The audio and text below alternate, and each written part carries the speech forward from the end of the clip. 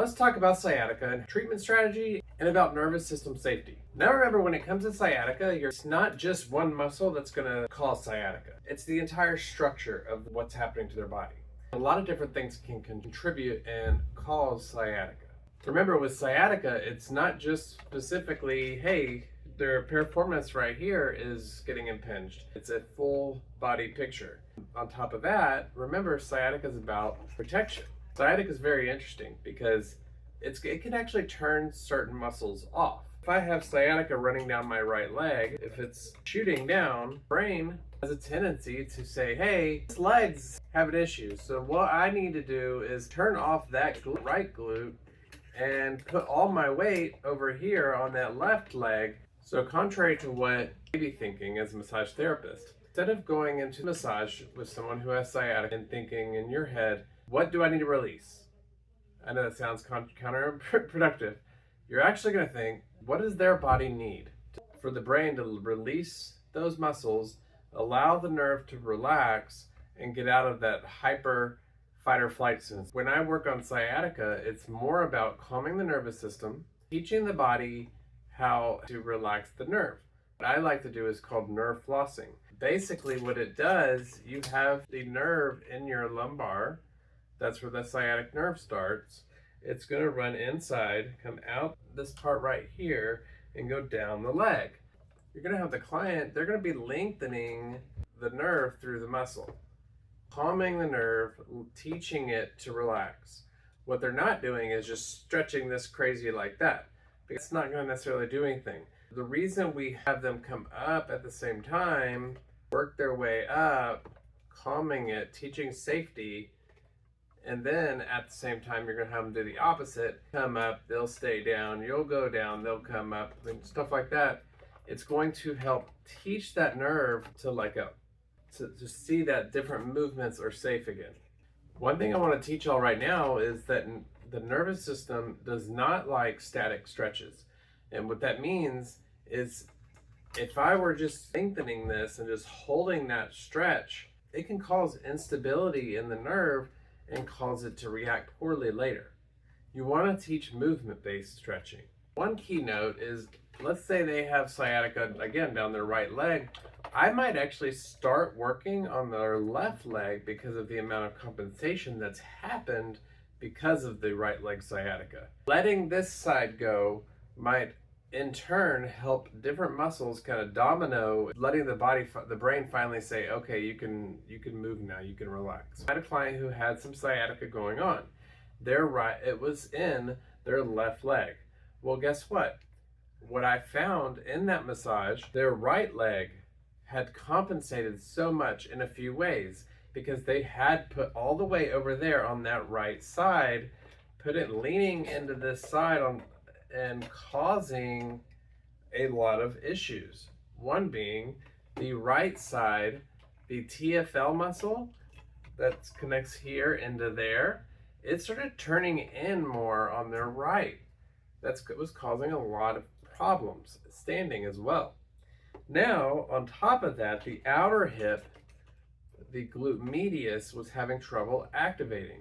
Now, interestingly enough, so after working that out, teaching the movement, releasing the tension, and then thinning the glute medius and activating it, then I realized that the left glute major muscle, actually, on the one that has sciatica, it actually had trouble activating. So what I learned really quickly is I need to first relax the muscles, calm the nervous system, and then after relaxing everything, and when the body didn't feel like it was on guard, then I could teach the strengthening and stabilization. Spent more time on that client, because their sciatica goes to the left, on their right leg, because of the compensation that had happened due to the sciatica. Sciatica happened, body decided to use the other side of itself because it doesn't like that side, and all of that stiffened up like crazy. Well, if I just hit this, calm the nervous system, whatever, it's not going to calm down. It's not going to relax most of the time. Because of all the tension over here, it knows that this side is tight for a reason, and it can't let go because of that tension. So release that tension so that you could actually release the other tension. I will say I started the massage working on the sciatic nerve on the left side, and that was because in that client's mind, that's the side that was hurting. So if I didn't start on that, it could cause issues with them tensing up things because they're worried and stressed the entire time that I'm not going to get to the problem area. With sciatica problems, or even just in general with pain relief issues or pain relief massage techniques, is remember these three words: slow, smooth pressure. And that's because you don't want to just jump in and scare the body into tightening up. Have you heard of what feedback is? Obvious, probably. But feedback in the body. Watch them when you're working on them. See if they're breathing. If they're holding their breath, they're not relaxing. If they're tightening up muscles, they're not relaxing. You need to work with the body and not against it. Don't chase pain. Another thing I would recommend, if you're working on a client that has sciatica, you need to teach the client that it's not just a one-time fix, and for the most times. And you have to learn the client. Everybody's pressure, or what they can handle, how their body reacts, how, all that is different. So you have to find in them what works. So your first treatment might go one way, and then tell them, hey, it might get worse, but I need to see how it reacts to this. And then you're building that rapport with them. You're teaching them. You're getting them more comfortable with you, so that their body and their mind will work better with you as a therapist. Yes, you want to work on what the client says they want worked on, obviously, but you also want to teach your client, because you're building that relationship, and as they see you actually know what you're doing and why you're doing what you're doing, their mind will calm that nerve down because they trust you. You're building the trust. If their body is protecting itself during movement, whether that's during, when they're walking, or whether that's when you're working on them, if they can't stop protecting and you can't work with them and get the nerves to calm and relax, massage may not be the best option for them.